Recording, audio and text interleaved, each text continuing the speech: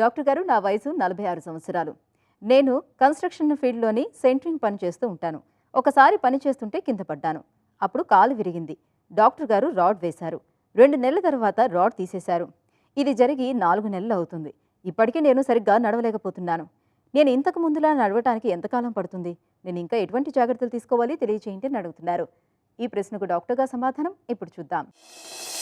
46 సంవత్సరాలు అన్నారండి.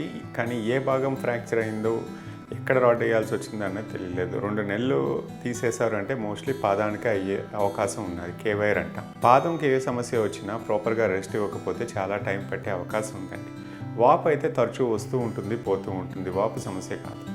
మీరు చూసేది ఓన్లీ బోన్కి అయితే రాడ్ వేసారు, కానీ కండరాలకి దెబ్బ తగిలిన దానికి మాత్రం కాలంతో టైం తోటి సరి అయ్యే అవకాశం ఉంటుంది. సో దానికి రెస్టే అవసరం. కండరాలు కనపడవు కాబట్టి ఎక్స్రేలో ఫ్రాక్చర్ ఒకటే కనిపిస్తుంది. కండరాలు కోలుకునే టైం ఉంటుంది. కాళ్ళకి మాత్రం జనాలు చాలామంది రెస్ట్ ఇవ్వరు, ఎందుకంటే పూర్తి బరువు పడుతుంది. ఎక్కువ కాలం రెస్ట్ ఇవ్వలేం. చేయికి అయితే పైన పెట్టి రెస్ట్ తీసుకోవచ్చు, కాలుకి అలా కాదు. అందుకే కాలుకి ఎక్కువ రెస్ట్ కావాలి. హీలింగ్ టైం అంటే దాన్ని సరిదిద్దుకునే టైం కూడా చాలా ఎక్కువ పడుతుంది. మన పూర్తి బరువు పడుతుంది కాబట్టి ఈ సమస్య అంతా తొందరగా తగ్గదు. సో మీకు ఫ్రాక్చర్ అనేది కాలి భాగానికైతే మాత్రం ఫ్రాక్చర్ అయితే అతుకుతూ ఉంటుందండి, బట్ నెమ్మదిగా సమస్య తగ్గుతూ ఉండాలి. దానికి తగిన ఎక్సర్సైజ్లు కూడా చేయాలి. మీ బరువు పనులు కింద కూర్చొని లేవటం వల్ల ఈ సమస్య కొంచెం ఎక్కువ కాలం పట్టే అవకాశం కూడా ఉండొచ్చు.